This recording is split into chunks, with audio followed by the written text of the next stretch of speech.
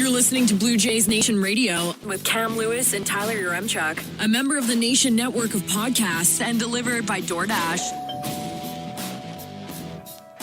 A slightly less sad version of Blue Jays Nation Radio, Coombsy, compared to the last one we dropped. To our credit, I think we were pretty calm following the Blue Jays collapse in game 2 of the wild card. How long ago was that now? That feels like it was like a year ago. That episode was dropped exactly 10 days ago, but you're right. It does feel like a long time ago. I don't know. There's a part of me that looks back at the Jays season and is like, all things considered, last season, we thought maybe they'd push for the playoffs, and they just missed that. This year, we were like, hey, they're a playoff team, but maybe they go on a run. They just missed that. So they've fallen short of like our grand expectations in back-to-back years, but they've taken a step forward in back-to-back years. Yeah, do you feel better? I think we might have talked about this on the last episode. I can't really remember, to be honest with you, because like I said, it feels like it was 2 years ago. But do you feel better now about their outlook, big picture, than you did this time last year when they just missed the playoffs after a 90-win season? You feeling good? That is a very intriguing question. How did we feel last year? We were upset it didn't work out, but we really felt like, I don't know, because it's weird because you had so many free agents and you didn't know where the team was going to go. Yeah, and that's a good point. Like, they'll be able to run right? back this exact group if they choose to, right? Like, you could bring back Ross Stripling, you could bring back everyone. And, it's reasonable to expect that Vladdy could have a better season next year. It's reasonable to expect Bo's more consistent next year. Maybe they're healthier. Maybe Barrios bounces back. The only player I'd look at their production of last season and go, I wonder if we'll get that again, is maybe Alek Manoah, right? Because even though I think he is great, he is elite, there's no guarantee you get like he could very well be top 3 in Cy Young voting next season. There's no guarantee you get that year over year. But even if you lose a little bit on Manoah, I think maybe you gain a little bit on Kevin Gausman not having like awful BABIP luck and Jose Barrios just generally not being dog shit every 3 starts, right? So I'm more positive. That's where I'm going to come out on this. I'm more positive than I think I was a year ago. I think the other thing about this year's team is it didn't feel like at any point they really hit their stride and dominated over an extended period. I think they did well in April, and it was kind of janky. The bullpen was fantastic. And then they had a lot of ups and downs in the middle of the year. And then September, they really seemed to hit their stride, but there wasn't a point where it was, like 2015. And I mean, I don't think we have to sit here and say that every good team's going to have a 2015 run. Not everyone does. But there was never a point where there was like a month or two strung together where you thought, yeah, these guys are really operating at their full potential. I don't know how often that actually happens because I probably don't pay attention to other teams enough. But the fact that they did that well, they won, 92 games, despite never feeling like they were at their best. They only had one fewer win than the 2015 team did. So, I mean, the fact that you can just bring that whole group back and do it again should be positive. But then there's also the negative aspect of that, which is they never hit their stride, maybe for a reason. I don't know. I think I feel good about it. I like how you mix that in there at the end. You're like, I feel good about it. Although there's this daunting thing that maybe this isn't a group of winners and that's something you can't change. And the DNA of this core is somehow soiled. I tweeted from the Blue Jays Nation account during the game against Seattle, and I said, this Jays team has a real Leafs vibe they have to shake. And a lot of people in the replies are pretty pissed off about it, but I do still kind of feel that way. And that's the hidden, the hanging anxiety I have there. And I mean, you can say this about like any sports team in any Canadian market. It feels like it's a real NHL way of looking at your team. They just don't got it. And that's why they don't win. They don't want it bad enough, but it just permeates it. It always finds its way in. That's just sports fandom. That's kind of me and you too, right? Like, do they got that dog in them? And are the vibes good? We're the All Vibes podcast. We're very reactionary. So I think as a whole, it's easy to look at this team and be like, hey, the next year could be another step forward for them. Just because, again, like we sit here, we watch this team year after year after year after year. And we're guilty of this with like a guy like Danny Jansen too, right? Where we're like, oh my God, Danny Jansen's been around forever. Like, it's about time he has a good season. Then you talk to people who aren't Jays fans or who are baseball followers of another team, and they're like, hey, that Jansen's one of your good young catchers. And you're like, oh shit, yeah, he's 27 years old, right? And I feel like we're doing that to a certain extent with guys like Vladdy and Bo. And it's like, oh man, Bo Bichette was born in 1998. Vladimir Guerrero Jr. was born in 1999. These guys are not even in their mid-20s yet, or they aren't 25 years old. That's usually when guys like arrive in Major League Baseball or have their breakout seasons in Major League Baseball. These guys are established major leaguers, and sometimes I feel like we look at them and are like, oh my God, well, we know what Vladdy is. He's going to hit the ball on the ground a lot, blah, blah, blah. Or we know what Bo is. He can't play defense, and we don't allow ourselves that room for like, oh no, they could have better seasons next year. Like they're still growing as athletes, as baseball players, as all of that.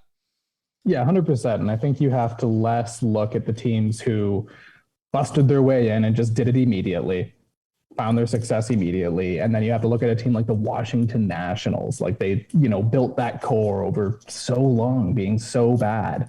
And then it's finally when Bryce Harper leaves in free agency, they win, and their best guys like Juan Soto, Anthony Rendon. It's not the group you necessarily expected. And the reality with the Jays is they're set up to be competitive for a long period of time, because how you win the World Series is just continuously making the playoffs and eventually getting through. Like Atlanta's win last year, I think they're a really good team, but I think there's an element of luck involved as well, because they go up against the LA Dodgers in the championship series, who Max Scherzer's arm has fallen off. Clayton Kershaw's not pitching. Max Muncy's not playing. And then you face the Astros in the World Series, and they've got injuries too. And that's kind of just life. Like you never know when your best shot's going to come. So you have to create a situation for yourself where you frequently have chances. And that's, I think at the very least with the Jays here, is they're good enough to get in over and over and over again for the next few years. Even though they play in the most difficult division in baseball, and they don't have the luxuries that a Cleveland Guardians franchise does, where it's like, hey, yeah, we might try to be good this year, we might not, I don't know, but like we're gonna get to play the Tigers and Royals like 60 times, so like we'll rack up 55 wins in those games. Like I'm being whatever, kind of sarcastic, kind of a dick, but the Jays have to actually like push and go for it year after year, because pretty much every other team in their division that they have to play for basically half their schedule is going for it year after year after year, which is what makes this offseason so fascinating to me, because you look at the way this team is kind of structured, starting in the infield, right? The catchers, you got this three-headed monster now with Moreno knocking at the door. It's not like you can go get a better catcher than the Jays have. Alejandro Kirk was an all-star. Vladdy's locked in at 1, Bo's locked in at short, whether you like it or not. Chapman's locked in at 3. At second base, you could, maybe you could look at getting like a left-handed version of Santiago Espinal, and maybe you think that, the lineup's better, but even in the outfield, right? Springer to an extent locked in at center. Teoscar, Gurriel are your corner guys. Maybe you could bring in a better version of Raimel Tapia. Like, what I'm saying here is the Jays are kind of locked in with this core. They've spent big money in a few off seasons now. I'm not sure if there's like an easy way for them to just go out and improve this roster. Like, do you see that anywhere? I can think of one way, and it's a two birds, one stone situation, because I think if the Blue Jays are going to get something, you'd like this offseason to add a big bat, a left-handed bat, and then also a starting pitcher. So why not find someone who's both of those guys? And there's a guy out there out in the West Coast who has played for a completely terrible Los Angeles Angels of Anaheim team now. And he just said that he wasn't happy with the way things went down this year for the Angels, because as always, they missed the playoffs and they were nowhere close. That's a big splash. I love it. You know me, I would give up more or less whatever it takes to get Shohei Ohtani here in a Toronto Blue Jays jersey. If it's Moreno, Tiedemann, all 10 of your best prospects, I do it in a heartbeat, because just for the chance to watch a unicorn, the most unique player the sport's ever seen, to see him in a Jays jersey at the Rogers Center would be unbelievable. You pay that price to get him here. I don't think it's going to happen for a few reasons. The one is, if you're the Angels, how do you look at 31-year-old Mike Trout, guy who's given his career to your franchise, and go, hey man, we're rebuilding and we're trading Ohtani? You can't do that. If you're going to do that, Mike Trout, he would be insane to not ask out, right? But how do you get him out though? Because look at the money that he's owed and look at his injury now. I don't know how you get someone like the Yankees took on Giancarlo Stanton's contract, and that was less significant. And I don't know if the move's been good for them. And I mean, Mike Trout's as good as it gets. Like, he's one of the best baseball players of all time. And if his career gets, knocked short because of back injuries, and that'd be devastating. But the reality is do you want a 31-year-old Mike Trout at that price point? Do you want to take that gamble? And then if you already have that investment, how do you sign Shohei Ohtani and then flesh out a team around them? Why would he want to stick around? It would be a bit of a catch-22, I think. How do you make it work? It's impossible. And the other thing, we heard in August or whatever that Art Moreno's considering selling that team, right? Or he's looking into selling that team. Are the Angels more valuable with Shohei Ohtani, or are they more valuable to a potential buyer with 4 prospects from the Toronto Blue Jays or some shit like that, right? Yeah, that's the thing is you kind of want to have Ohtani there because then you can sell a billion Ohtani jerseys, whether it's in California or whether it's in Japan. And I mean, that's great even if you're not winning, but you might be more attractive if you don't immediately have to sign a guy to a $450 million contract, which might be off-putting to someone who's spending billions of dollars to buy a fucking baseball team located near Disney World or Disneyland. Sorry, it's in Disneyland, California. You know? Those are interesting counterpoints to what I've been saying because, yeah, my thought on it was just, especially with that 1 year, $30 million deal, like if the Angels decide to move Ohtani closer to the deadline because they're out of the race again, they're still going to get a massive haul for him. They're still going to get more. Yeah, they could. There could be a bidding war. That's their team. So I don't think anyone should be holding their breath for an Ohtani deal in the next 3 months. Okay, well, let's take away whether the Angels would do it or whether Atkins Shapiro would do it or whether Rogers would greenlight the cash for it. Yeah. Hypothetically, if you were playing armchair baseball roster baiter right now, would you be comfortable giving up any of the big three? The big three to me are Bo, Vlad, and Alek Manoah. The Angels are asking for one of those guys to be coming back. How would you order them? Or would you give up any of them? In order of who I'd be the most comfortable dealing? Mm-hmm. What if the Angels come to you and they say, hey, look, like we want Vladdy Jr., we had Vladdy Sr., that's a thing for us. And that's the core of this deal. We'll give you the 1 full year of Shohei Ohtani and you get 1 year to convince him to stick around forever. Yeah. Yeah. I don't know, man. I need a contract with him. Like I'd need a 10-year deal. You can't risk 1 year to get. You can't sacrifice Vladimir Guerrero Jr. for 1 year of Ohtani. You can't do that. But I think if you have Ohtani locked up for the next decade, you probably do that. If it's 1 for 1, like, is like I love Vladdy, man. I love Bo. I love Manoah. But Ohtani is as good of a pitcher as Manoah, and he hits. And you're basically mixing, like if you look at the numbers, you're almost mixing those two players together. Yeah. It's insane to think about. Like it's hard to wrap your hand around how good he is. But I don't think the Angels would do that. I think the Angels would be like, oh, we're tearing it down. We're getting prospects. I don't know. It's hard to say what a team like the Angels do because they're such an enigma. Like look at what they have done recently, signing like Anthony Rendon. Last winter, their way of trying to build it was going and handing out tons of money to build their bullpen through Ryan Tepera and Aaron Loop and then getting Noah Syndergaard. And it just never works. Nothing works. Like at some point with them, you have to consider just tearing it down, starting from scratch. And maybe you have to say to Mike Trout, hey, unfortunately, this is the only way we're going to do it. And you're the veteran teaching the new kids. I don't know. I don't know how you fix the Angels, man. That's a mess. But from the Jays' perspective, I would hope that Atkins Shapiro are involved in talking about the possibility of making an Ohtani move. I think it'd be fantastic. If it was prospects and whatever, it's everyone's on the table though, right? Like, of course, even whatever, Moreno or Kirk, whichever one they want, sure, have them. Have one, both of them. I don't give a shit. Like if it's anyone outside of that big three, it's whatever it takes to make it happen, right? Interesting. Yeah, I think that's reasonable. I think anybody in the system, no doubt. But you have to be a little wary to trade players off of your current roster now because the last thing you want is to create a significant hole when, filling another one, right? You add Ohtani and you get the 2-player, 1-player, which is great. But say you have to send Bo back in that trade, all of a sudden there's no all-star caliber shortstop, which is very difficult to replace. Yeah, it's a tough position to replace.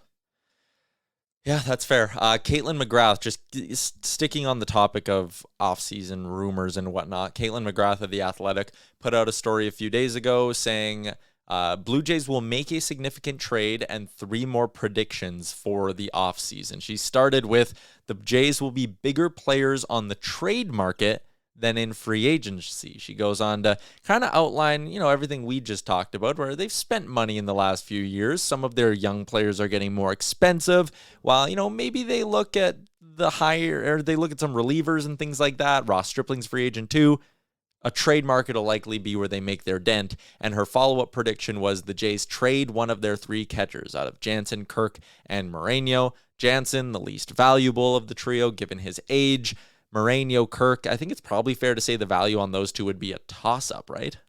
Yeah, it depends on what team you are and what your situation is. If you're, a smaller market team like a Cleveland or something like that, and you want a cheap catcher who's ready to go right now, you want Kirk. But if you're a team right in the middle of a rebuild and you want all the years of control, then you're better off taking your risk on Gabe Moreno, obviously. Yeah. She mentioned the Cardinals as an interesting possibility. Just, again, a team you're looking at losing Yadier Molina.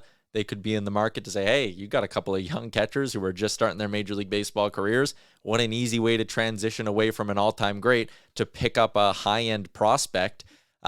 Is there anyone on the Cardinals? I'm throwing you totally just an out of right field question here, because I know we haven't really prepped a lot for this kind of stuff, but the Cardinals are a team. We've heard the Jays and them connected before. Remember the Donaldson, Jack Flaherty rumors and all of that? Is there anyone on the Cardinals who you look at and go, maybe? It seems like the target the Jays fans have already decided is their guy this offseason. Every offseason we always have a guy. It kind of goes all the way back to like the days where they need a big lefty bats. They're going to get Jay Bruce. And it always felt inevitable. It's shocking to look back at the fact that Jay Bruce never played for the Blue Jays in his career, because it seemed that he did.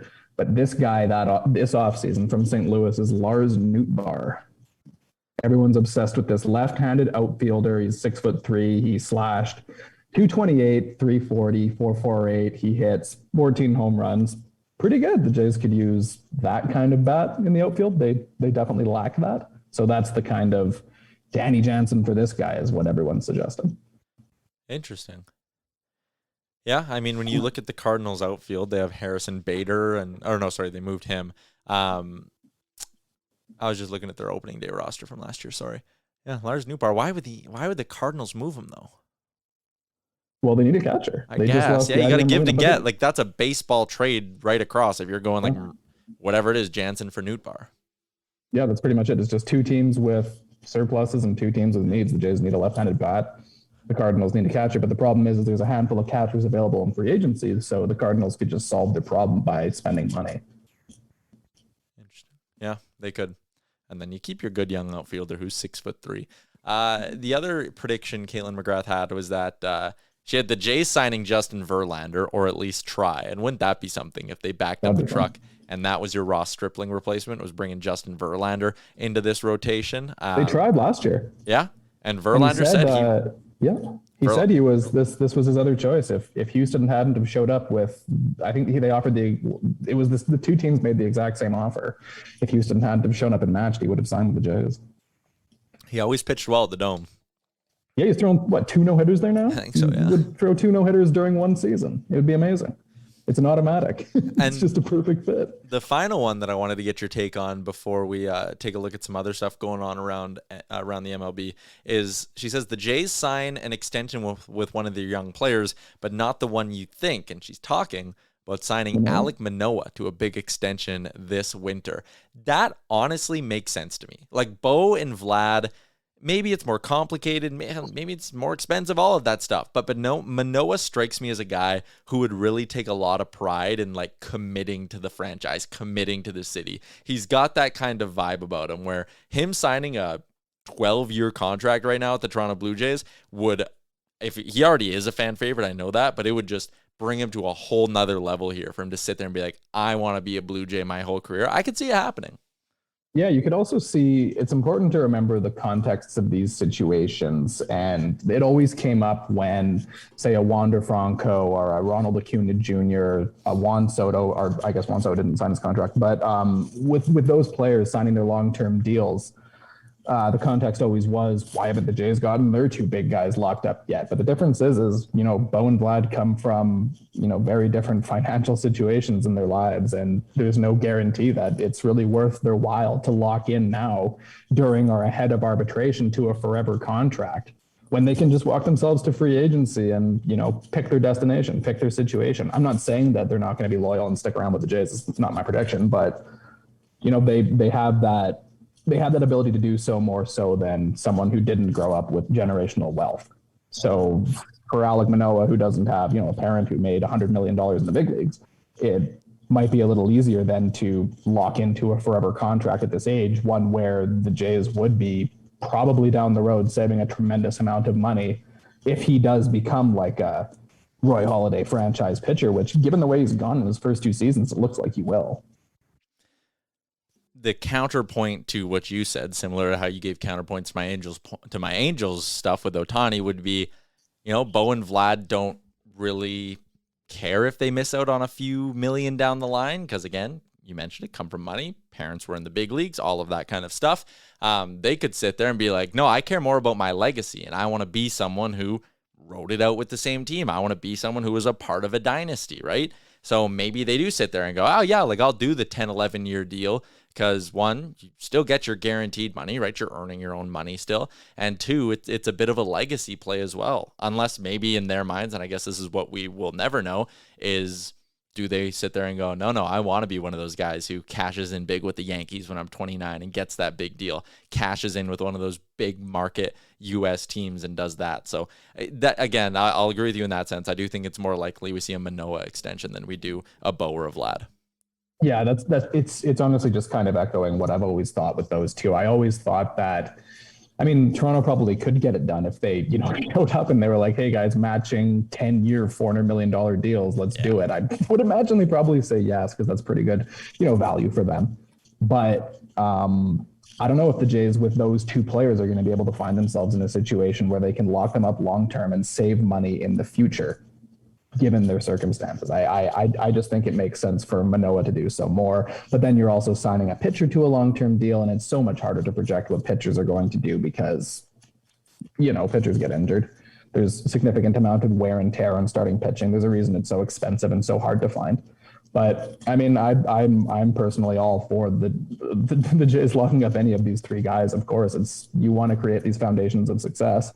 And the whole point of doing the rebuild and getting the young talent is you want the young talent to stick around, because you want to create that foundation for future success. And that's how you do it. Before we get into looking at how the Major League Baseball postseason is shaking down now that the Jays are out, got to give some love to DoorDash. Our listeners, for a limited time, can get 25% off and no delivery fees on their first order of $15 or more when you download the DoorDash app and enter the code GameDay25. Shout out to DoorDash. Coombsy, it is ALCS, NLCS time. The Phillies are already up ahead 1-0 in their best of 7 against the San Diego Padres. Before we talk about the two series going on right now, let's look back a little bit. The LA Dodgers done after a 111-win season. Your thoughts on the Dodgers getting bounced, and your thoughts about the conversations being had about maybe this MLB postseason format isn't as good as we thought?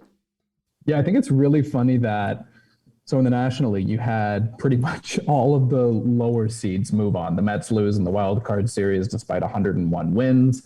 The Atlanta Braves, the unstoppable Alex Anthopoulos force, they lose to the Phillies as well, a team that was, 14 games behind them in the standings. And the Dodgers have the best season they've ever had, 111 wins, and then they get bounced in the division series by San Diego, which is hilarious because San Diego is 20 games behind them in the standings.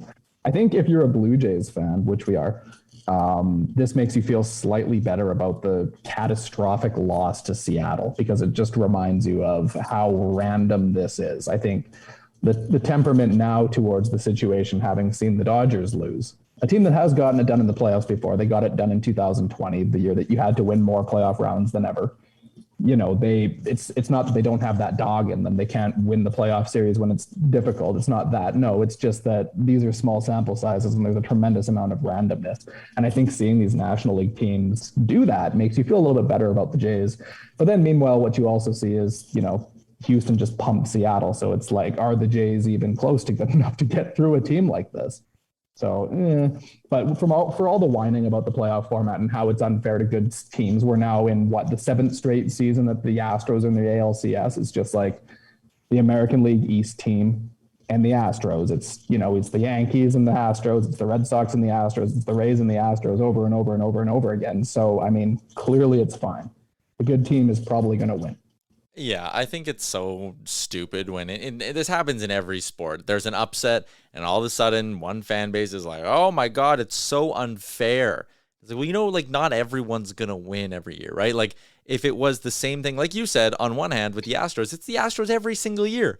If it was just the Astros Dodgers going head to head every single season, we'd be sitting here being like, "Oh, the playoff format's broken because it's the same teams every year." Like, it's just one of those things where you're never going to please anyone. I really do like the vibes that the Philadelphia Phillies have going on, though. I pegged them from the start. I had them winning that wild card round. I wasn't right on a lot, but I was right on that because I like their rotation. You got the Harper-Schwarber combo. They seem to, Realmuto, one of the best hitting catchers in the league. They seem to just be hitting their stride at the perfect moment. And for them to, we talk about luck, for them to now be up 1-0 in the NLCS, when you think back to game one of the wild card round, they had to pull off just a stupid, impossible comeback to even get within a sniff of winning that ball game. You need a lot of luck is the point in all of this. And people don't like admitting that because they think it's like talking down on the sport or something. But every single sport, to go on a championship run, you need luck. And that's why I loved what you said earlier, where to win a World Series, you just have to have a roster that's good enough to get to the playoffs year after year after year after year. Yeah, I think it's positive. I really do understand the sentiment where people talk about, the real test of merit is the 162 game season, and you have your 4 playoff teams, whatever, your best 2 teams duking it out. But the whole point of having this thing and having it become easier to make the playoffs and seeing the 87 win Phillies on the verge of reaching the World Series is that you're a team like Milwaukee or a team like Arizona or the White Sox who are hovering around the mid 80s wins. And you go all in at the deadline so you can make a run. You want more teams actively trying to win. This makes it so that teams can win. Man, it's unfortunate that the best team in baseball this year, I do think, was the Dodgers. They won 111 games. I think we can say that they were the best team in baseball, but they didn't win the end of year tournament. And those are 2 different things, and that's fine. The more reasons you give teams to actively try and win, the better. Yeah. Couldn't have said it better. The Braves are out. You made a little joke about it there, but now we don't have to deal with the discourse about AA being the greatest GM ever. Yeah, it's annoying because, you'd like to be able to sit here and just root for AA to do well, but every time he does something well, the conversation becomes how big of a clusterfuck things are in Toronto. And it's like, the Cleveland Crews set the Jays back a million years. And it's like, well, no, they have the best foundation they've had in my life. And I was born in 1993. This is easily the best situation they've ever been in, and credit to AA for doing well. But I'm just glad we don't have to have an entire winter of these conversations like we did last year, man. It was so draining to just do this over and over and over again. Just be happy for the guy. It's a different situation. He became a very different GM when he worked for the Dodgers for 2 years than he is now. Yeah. Our friends at PointsBet Canada have the latest odds on the World Series. The Astros favorites at plus 160.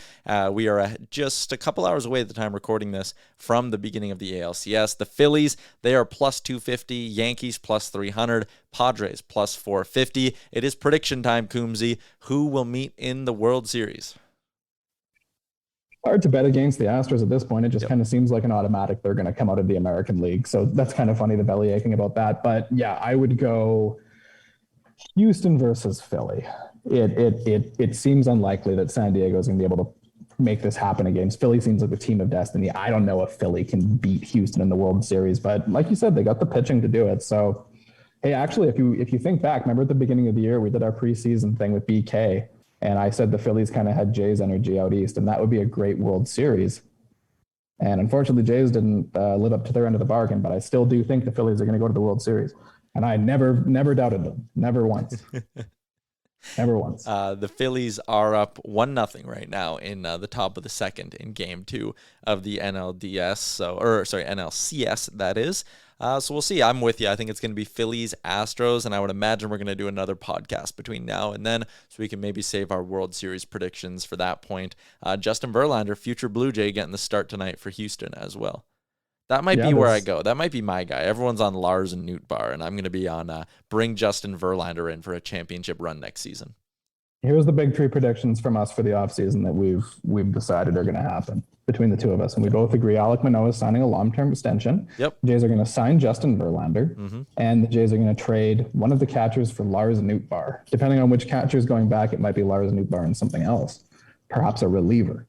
That kind of thing. Those are the big three moves. This is the Blue Jays Nation endorsed predictions. How does that sound? With a little asterisks at the end that says if Ohtani is available, you trade everyone on the active roster for him, correct? Yeah, 100%. You trade Justin Verlander shortly after signing him. A freshly long-term signed Alek Manoah and Lars Nootbaar. You get all three of them go out west for Shohei Ohtani. That's prediction round 2. You have Manoah. He's like in Shapiro's office, and they're like, all right, here's the paperwork, 10-year deal. However many hundreds of millions, Alek, we're so excited you signed this deal. And then they just hand him a plane ticket and they're like, we just traded you for Shohei Ohtani, by the way. This reminds me, and this is such a random thing to pull, but this was back in the summer of, what summer was it that LeBron James came back to Cleveland? 2014? Yeah, something like that. Yeah, so they signed LeBron in free agency, and then all the talk was they're going to trade Andrew Wiggins, who they just drafted, to get Kevin Love, because LeBron wants to play with them. And then there was all this shit because they couldn't trade Wiggins, blah, blah, blah. It took them a certain amount of time, and they couldn't figure out what the trade was going to be. But then The Onion comes out with this headline, and I thought it was an actual thing. And it said, Cleveland has traded LeBron James to the Minnesota Timberwolves for Kevin Love. And I thought it was real, and it was like, what the fuck? And it was honestly one of the funniest things I've ever read. Okay. You know what we didn't do? We didn't go through... I was about to wrap this up, but I really want to do this for the end of the pod. Yeah, we should do that. We didn't do our MLB trade rumors released its arbitration projections for everyone. So we'll do this in kind of chunks since we're already like past half an hour here on the pod. The lower end guys they've projected: Trent Thornton 1.1 mil, Bradley Zimmer 1.3, Trevor Richards 1.5, Tim Meza 1.9. Any of those guys in the under $2 million range that you want back on the Jays next year? Meza and Richards are no-brainers for me. Meza's been a good left-handed pitcher for the Jays for quite some time now. Trevor Richards was good in the latter half of the season. No worries there. Zimmer and Thornton, for that money, you can probably do better. Yeah. That was kind of my thinking as well. If you're going to spend that kind of money on, like, I'll take the 1.3 from Thornton, combine it with the 1.4 from Zimmer, and go get a higher-end guy who can pinch run, who isn't just an absolute black hole at the plate. I'll do that all day. I agree on Meza and Richards. Meza, good left-hander. Forget what happened in the playoffs. You can't think like that. And for Richards, worst case scenario next year is he's $1.5 million and he's your long inning guy that you use in blowouts next season. No reason to scoff at that either. The next range: Espinal 2.1 mil, Biggio 2.6, Simber 3.2. What do you think of those three? I think all three of those would come back. Maybe. The one I have the most difficulty with is the 2.6 for Biggio. I don't know if you have Biggio and Espinal and you consider those to be a platoon, kind of like your infield moving around platoon, righty-lefty situation. And between the two of them, they're 4.7 mil. And you also have Whit Merrifield, I think, pretty much penciled in as your starting second baseman at 6 mil, I think it is. Yeah. So are you going to spend $10 million on those three guys combined? Maybe not. I think it comes down to Biggio or Espinal, in which case you'd probably go with Espinal because he's got the better glove, I think, for the role. The only thing that could change is if you put Espinal in a trade, right? Yeah, that's true, of course. And that's the thing is you might qualify all of these guys just because, there's the potentials of trades as well. Yeah. I could see a situation where they deal Biggio this winter. You get a team who's willing to take a chance on him. Maybe they have a good veteran reliever that you really like, and like the cost is Biggio, and you sit there and, okay, we got Merrifield and Espinal. Biggio's just a spare part. Let's use him to take a dart at some reliever we really like in another organization. Yeah, that's why I kind of lean towards, if the Jays wanted to save money, maybe they get rid of him, but I don't think they just cut him loose. That's not really how they operate. Simber gets a yes from you at 3.2? Yeah. I like that too. You can't do better than that in free agency.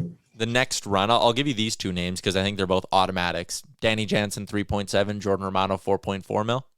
Automatic. No, Automatic. Not even a second thought. Raimel Tapia 5.2. That's tough. I really quite like Tapia on the Jays. I think the trade they did was good for them. Switching out, great check for him. You got a player that was a little bit more contact oriented, added the left-handed bat. Tapia was, he came up clutch quite a few times. He's not great defensively, but he's quite fast. And maybe you can do better than that in free agency at 5.2. You can also not qualify and bring him back on a different contract. Yeah, I wouldn't do 5.2. Yeah, I think you can use that money and spend it better elsewhere. Aim higher than Tapia again. If you want to not qualify him and then come back, revisit it later. If he's sitting unsigned, like sure, maybe he's your new Bradley Zimmer, but not as good defensively, and you bring him in for cheap. But I think some other team will pay Raimel Tapia more than you'd be willing to, and I'd like to see them aim higher for the left-handed bat they have either on the bench or in the corners of the outfield next year. Bo Bichette 6.1 automatic. Yep, easy. Teoscar Hernandez 14.1 automatic. You obviously have to pick up the qualifying. Yeah. You obviously have to tender him the offer, but the question is then, are they trying to trade this guy over the offseason to free up some money, or is this you're comfortable having him back at 14.1? Because remember, he's 1 year from free agency. So this is a guy that even if you don't want to keep him around long term, you're not comfortable doing so, you can qualify him and get the draft back. Yeah. And the guaranteed rate for the 1 year contract for 2024. So yeah, that's another no-brainer for me, no doubt. Though I'm not 100% sure if he'll be back next year because he could be a part of a trade. That too. Because of the money. He is one of those guys that gets thrown around in the trade rumors quite a bit. Finally, Vladimir Guerrero Jr., $14.8 million. I mean, obviously, my question to you is if you offered a Vladdy Guerrero Jr., who's a little bit older than Tatis was when he signed it, but a 14-year, $340 million deal, which works out to just over $24 million a season. Who says no to the Tatis offer to Guerrero? Do the Jays not offer it, or does Vladdy not sign it? I don't think either of them say yes. I don't think Vladdy's interested in signing that deal because I do really believe that he wants to get a bit closer to free agency to understand his options and maximize his earnings. And I don't know if the Jays are comfortable offering Vladdy such a contract. I think that the Jays look at the possibility of the other things they could do, and I'm not sure they're ready to commit to either of them just yet. Fair enough. All right, I'm happy we ran through that there at the end. We'll be back, like I said, next week or so, chat some more Jays, chat about the World Series matchup and all that good stuff. But it was good getting another one of these out. Coombsy, should be a fun winter around Toronto. Looking forward to more rosterbation as we try and determine what the 2023 Blue Jays look like. World Series winners. We are the only Jays podcast that will use that word, guaranteed. Rosterbait? Yeah. Yeah, that's a thing we like to do. Okay. Yeah, thanks for listening. Episode 120 of Blue Jays Nation Radio for our friends at DoorDash, where that code is GameDay25, gets our listeners 25% off, 0 delivery fees on their first order of $15 or more when you download the DoorDash app. And PointsBet Canada, you're a Jays fan. You have no reason to watch any of these games. Why not get in on the action with our friends at PointsBet Canada? Thanks for listening. We'll chat again in about a week. Best wishes. Thanks for tuning in to Blue Jays Nation Radio, a member of the Nation network of podcasts and delivered by DoorDash. Don't forget to like and subscribe wherever you get your podcasts from to never miss an episode.